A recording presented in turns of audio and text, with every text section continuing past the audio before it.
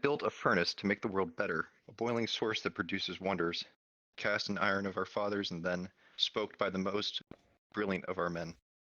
We cast in blood into components and pieces, coils of steel to soak up excess heat. A perfect machine produces men complete. Our flaws broke the furnace. Black brandished iron begot a column of flame burning white hot. Across the world it splattered puddles of water with invisible flames, and we knew the minute the waters came that this would be the end of the world's lot.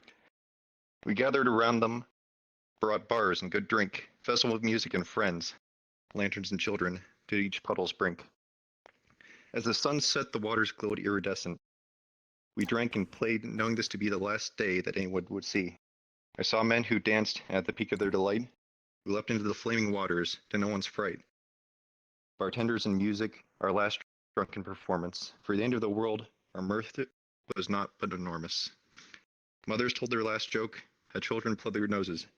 They jumped in together, and above their heads the water closes. One man jumped in for a while and stayed, yet later I watched him come out again, among the living who played. His skin was multicolored with liquid like paint. He sat there and pondered without any pain. We celebrated on, people jumping in after, our lives hit the peak of joy and laughter. When the sun was coming up, only a few of us remained. After wiping down his bar, the tender jumped in. On my turn, I gave a last glance to the sunrise and jumped in, but alas, to my surprise, I joined the strange fellow, and we were painted twins. Those of us who remained took up pitchers and buckets. We filled them full with water and went laughing in a run. We were doomed to die today, so why not have fun? Where places were painted with homes and hospitals, we did as we pleased. I climbed the warehouse stores, but as the days passed, only buildings fell to their knees. We were still alive and life wasn't any easier, scavenging for food, for smokes and drink. Carrying set weapons, sympathies failed to endear. Into our skins, the color continued to sink.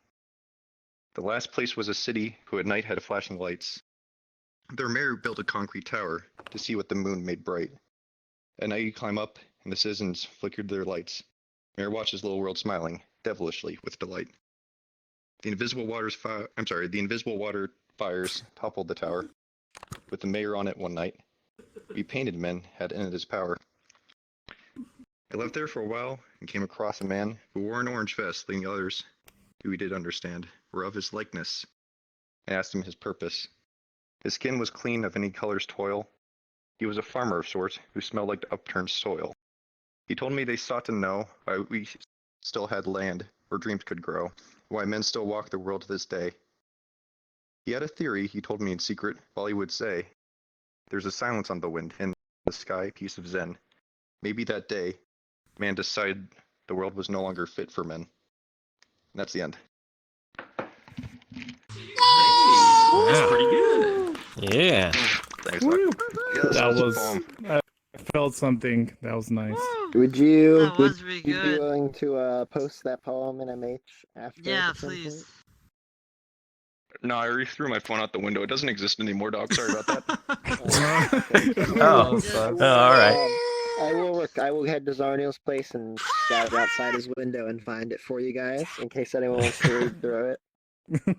Yeah, we'll Oh, hook shit. it. Alright. Please.